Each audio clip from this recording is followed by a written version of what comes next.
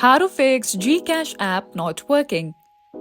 Hey everyone, this is Susan from Create, Login and Delete, and now let's get started.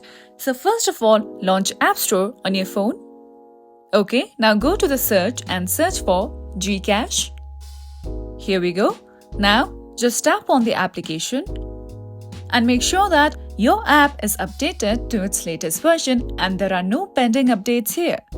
Now, another step what you can follow is just go back to your home page and just open Settings here. Now tap on General.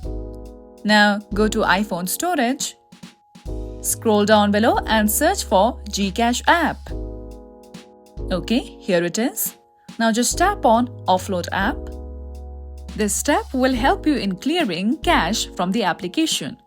Now wait for some time before you tap on Reinstall app.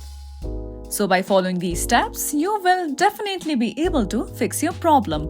And that's all for today. If you found this video helpful, don't forget to like and subscribe.